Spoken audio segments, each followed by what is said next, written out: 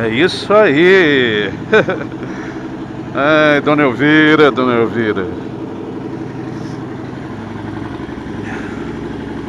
Aí, Dona Elvira.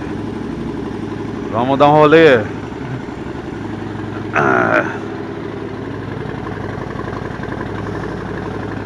Vamos dar um rolezinho.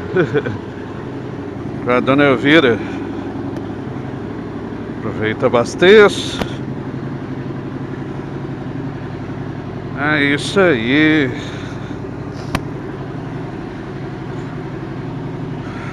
É, pessoal, tem que aproveitar, não tem? Aproveitar enquanto pode. Aí, a Dona Malévola tá com os pneus, ó. Até os pelinhos. Novinho, novinho. Bom, é bom vê-las assim.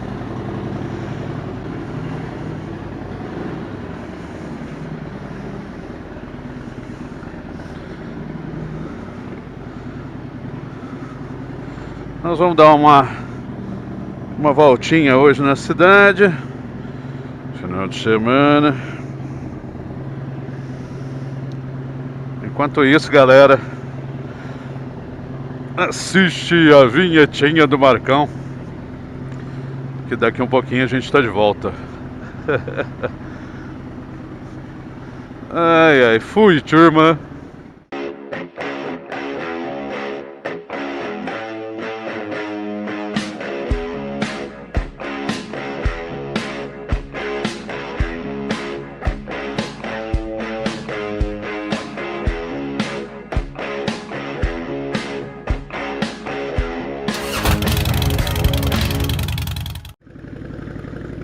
Salve, rapaziada. Tudo bem com vocês? Aqui é o Marco Aze, diretamente do sul de Minas. Deixa eu ver como é que tá a câmerazinha. Beleza. Do sul de Minas.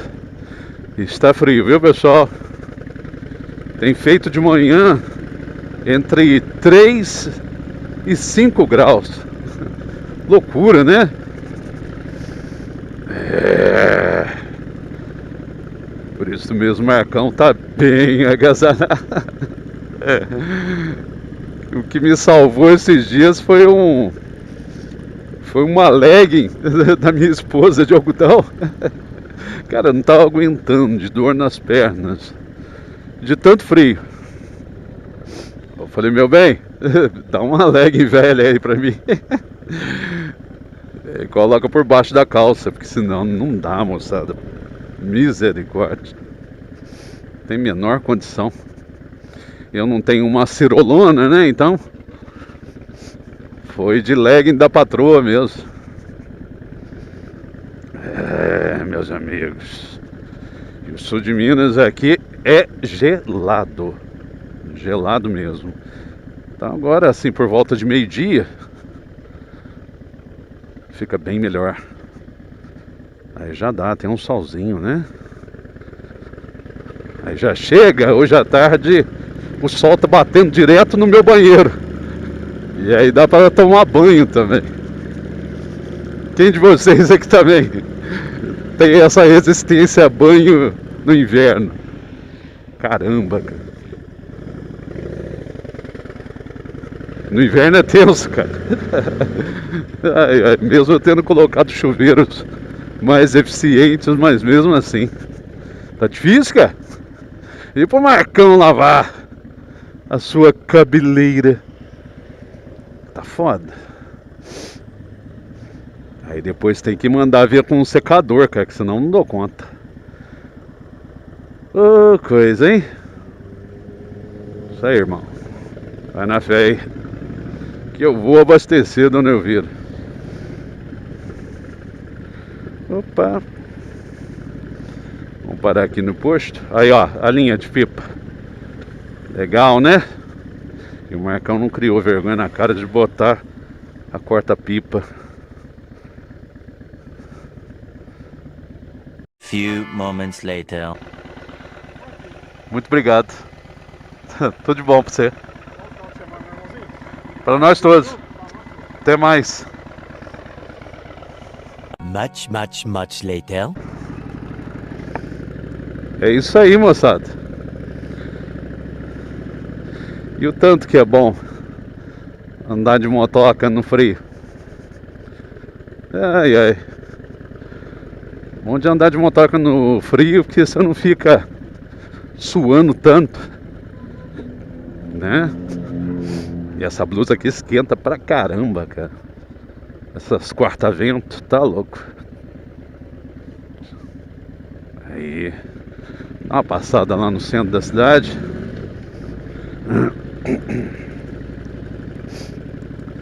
Ontem eu tava na cidade de Três Pontas, dando aula de psicologia jurídica. E nós estávamos estudando lá um fenômeno chamado mecanismos de defesa do ego. Interessante, né? Como que nós temos que defender o nosso ego. Porque, querendo ou não, o nosso ego é essa nossa autoimagem. E tem um dos mecanismos de defesa do ego que o pessoal fica lá perguntando bastante sobre ele. É um mecanismo chamado projeção. Projeção. Porque é interessante que quando a gente vive, né, em meios sociais extremamente moralizantes, de certa forma a gente está sempre reprimindo alguma coisa na gente. Nós estamos sempre tentando manter, né, a normalidade, manter uma aparência, né, manter uma forma politicamente correta de agir, de sermos percebidos, né, acolhidos.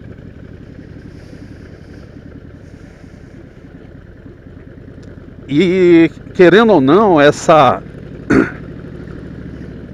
repressão, ela não é tão simples, ela exige um mecanismo que nós chamamos de recalque. Então, o que é o recalque? O recalque é esse dispêndio de uma energia, o dispêndio de uma força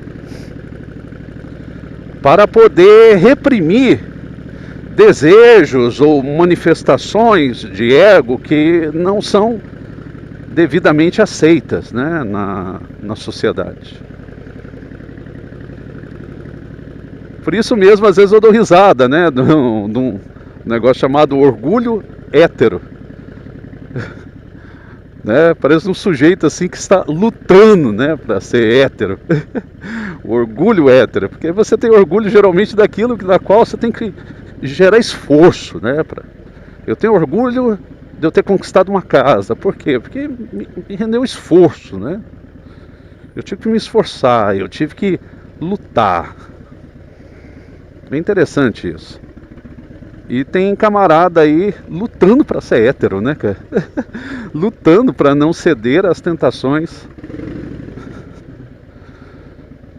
por parte dos desejos mais primitivos.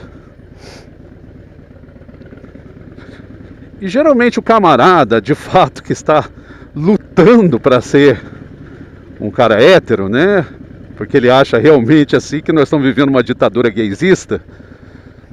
E que, portanto, os LGBTs têm o poder de transformar todo mundo em LGBT, e isso faz parte do imaginário dele, de um gay reprimido, ou um sujeito que tem um homoerotismo, né, muito acentuado.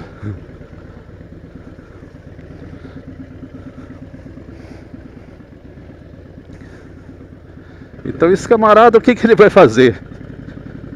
Ele vai estar constantemente recalcando esses desejos. E para recalcar esses desejos, ele precisa também de uma força auxiliar, como, por exemplo, combater a manifestação de um outro homossexual. Então ele vai se escandalizar com tudo. Ele vai falar, é um absurdo. Essas pessoas manifestando afeto, carinho. Exatamente porque, como ele não pode, o outro também não pode. E geralmente quando o desejo brota nele, né, quando ele encontra com ele mesmo, seja no outro, ou seja numa revista, o que ele faz? Ele projeta sobre essas coisas a sua inconformidade. Então ele vira aquele moralista, sabe, pesadaço. Então você pode ver a seguinte coisa, que o sujeito que é o sujeito que segue um padrão moral, mas que não usa dessa moral para oprimir os outros, tá tudo bem. Mas o sujeito que utiliza do seu moralismo para descredibilizar a manifestação do outro, esse cara tem um problema muito sério. Então você vê, por exemplo, às vezes um moralista religioso muito fanático, que ele fica completamente transtornado se ele encontra, por exemplo, um ateu. Então a primeira coisa, ele vai tentar descredibilizar ao máximo o ateu, vai tentar descredibilizar o caráter dele, a moral dele, o estilo de vida, numa tentativa talvez de convencer a ele mesmo que ele está certo, entendeu? Eu já falei isso em outro vídeo, mas eu acho muito interessante relembrar. Olha ultimamente os escândalos que vêm aparecendo de alguns políticos que necessariamente defendem, né, a família cristã tradicional, que defendem assim padrões morais muito rigorosos e que de repente pegam e é descoberto uma série de imoralidades que eles praticam numa surdina. Olha nos Estados Unidos, alguns políticos que eram desses cristãos radicais e que depois foram pegos aí na cama com michês, com garotos de programa. Isso não me espanta muito, porque esse sujeito, ele não está lutando pela sociedade. Ele está lutando é com ele mesmo. Então, como ele não consegue se segurar, ele quer segurar a sociedade inteira. Né? Ele não quer ninguém passando mel na boca dele. Não é mesmo? Então, para mim, todo esse desesperado moralista, todo esse reativo que tenta fazer com que a sociedade inteira siga um modelamento de conduta, ele tem algum problema muito sério. Tanto que essas pessoas, o que geralmente elas falam? Eu não vou ficar no mesmo ambiente que esse sujeito. Mas é claro, né? Fica difícil. Fica difícil você estar no mesmo ambiente, né, de alguém que manifesta aquilo na qual você não se permite. Não é verdade, meus amigos? O sujeito fica meio tristinho, não fica? É igual, por exemplo, tem um camarada que não quer ter uma Harley. Agora tem o sujeito que odeia harleiro e fala mal de harleiro. E pra mim esse é um cara que é um harleiro frustrado e que, como ele não consegue se realizar, ele fala mal, ele deprecia. É igual os harleiros que ficam falando mal do pessoal que tem BMW. Na verdade são um bando de caras que necessariamente estão muito mais alinhados com uma BMW do que com uma Harley, mas quem sabe precisam de uma Harley para poder definir melhor sua masculinidade frágil, entendeu? Eu não vejo nada a ver isso aí. Uma moto, eu acho que não tem esse potencial de definir masculinidade ou não, né? Não é verdade, meus amigos? Mas esse é o centro de Varginha. Ai, ai. E é bom, cara. É bom dar uma voltinha. É bom ver a dona Elvira esquentando o motor dela. E é bom também estar com esse motor quente aqui, porque tá frio aqui fora.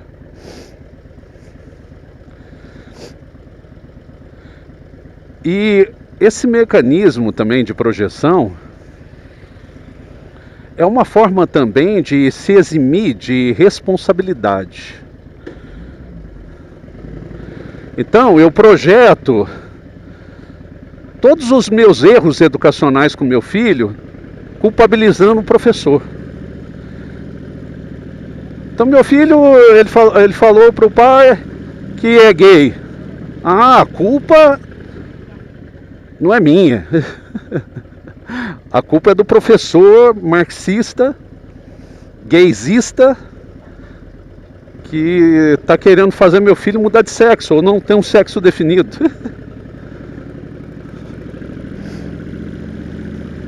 Meu filho está fumando maconha. Ah, isso aí são aqueles professores universitários, maconheiros, doutrinadores de esquerda.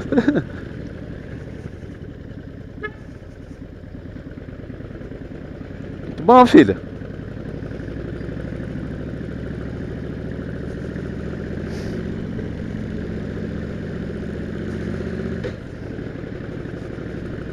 Então, quantas das vezes eu não vi, por exemplo, pais relapsos querendo colocar a culpa em todo mundo, colocar a culpa na companhia dos filhos, colocar a culpa nos professores, colocar a culpa nos livros didáticos.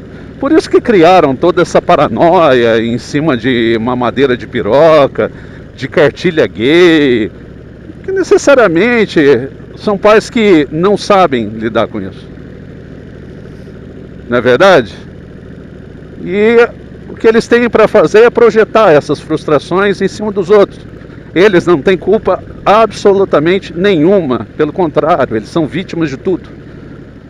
São vítimas da sociedade, são vítimas da política, da economia, da União Soviética, da China. É terrível, não é, meus amigos? E chegando aqui perto da Igreja do Rosário, por que não? A quantidade de pessoas que projetam suas frustrações de tudo que está dando errado na vida delas no diabo. A culpa é do diabo. E eu lembro que eu assisti um filme chamado O Advogado do Diabo, filme clássico. E você sabe, uma das coisas, eu achei belíssima a defesa que o diabo faz. No filme o diabo fala assim: eu não faço mal para ninguém, eu sirvo a mesa, quem quiser que coma. Não é fantástico isso aí, meus amigos? Eu sirvo a mesa, quem quiser que coma. Mas você pode ver que o religioso mau caráter, ele terceiriza a culpa dele, não somente no diabo, mas ele terceiriza no seguidor de uma religião diferente da dele. Ele fala de magia negra, ele fala de macumbaria, ele fala de tudo isso. Ele precisa necessariamente tirar dele a culpa e deslocar para alguém, e de preferência alguém vulnerável. Compreender? Na Índia eles adoram isso. Ah, isso não é auspicioso. Cumprimentar tal pessoa não é auspicioso. Cruzar na rua com uma pessoa assim não é auspicioso. Encontrar com tal animal não é auspicioso. Mas por quê? Talvez para justificar uma série de mazelas. Então, se meu dia não foi produtivo, não foi culpa minha. foi porque necessariamente eu encontrei alguém de uma casta inferior e toquei na mão dela. Compreende esse tipo de lógica? Eu compreendo. E qual a compreensão que eu tenho disso? Projeção. Necessidade de amenizar a culpa mental, a responsabilidade que gera esse tipo de frustração, de perda. Não é mesmo? Ah, meu carro deu problema, mas também tá louco, todo mundo fica secando ele. Todo mundo fica de olho gordo no meu carro. Não fica mais fácil digerir esse tipo de trama? De trama de sorte e azar? Não é verdade? Tá na hora de você tomar um banho de ervas, tá na hora de você mergulhar no mar. E tudo isso aí vai adquirindo força para definir o sucesso ou não das suas ações. Ah, queimou o aparelho lá que eu comprei. Porque nós estamos em Mercúrio retrógrado. É mais fácil, não é verdade, do que dizer assim, poxa vida, eu escolhi um aparelho ali que já veio com defeito. Não é verdade? Estamos no Mercúrio retrógrado. Meus amiguinhos. Eu lembro que minha mãe também era desse jeito. Quando eu dava problema na escola, ela queria ver se eu estava com algum problema psicológico, se eu tinha alguma doença, se tinha algum amiguinho me influenciando.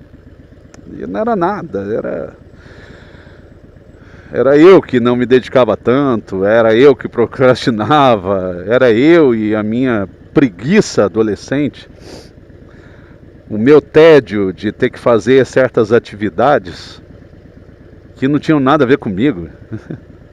A área de exatas, por exemplo, era uma área que eu não tinha muita afinidade.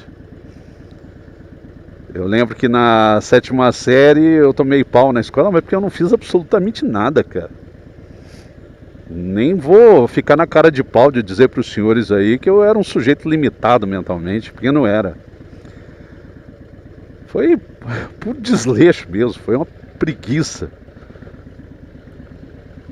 Mas naquele ano a mãe falava, não, foram as companhias, foi aquele amigo. Ela ficou inconformada com isso aí. Não é verdade? Mamãe ficou sabendo, fulano se assumiu gay. Mas a culpa foi da mãe, que permitiu que ele ficasse só brincando com as meninas. A gente tem desculpa para tudo, né, meus amigos? Não é verdade? Nas últimas eleições a culpa foi do PT, né? E agora? Quem que é o da vez? Será que ainda vai ser o PT? Sempre, né, meus amigos? Para o bolsonarista sempre vai ser o PT, né? E vice-versa. Para o cara da esquerda, a culpa sempre vai ser do neofascista. É interessante como é que ninguém fala de banco, né? Porque em ambos os governos, os bancos ganharam muita grana, não foi verdade? Os bancos lamberam os beiços, né? Surgiram ainda mais bilionários no Brasil, e isso ninguém comenta, né? Mas esses demônios, né, fabricados aí tudo é admissível. É isso aí, galera, é só aquela reflexão enquanto a gente passeia um pouquinho, né, com a Dona Elvira pela cidade de Varginha. Aí, se você curtiu esse rolezinho maroto pela cidade de Varginha, no sul de Minas Gerais, dê o seu like. Isso aí, galera, dê o seu like. Ao mesmo tempo, se inscreva no canal. Se inscreve no nosso canal aí para fortalecer os algoritmos.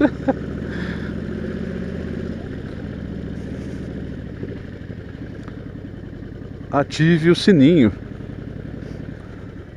para receber as nossas notificações.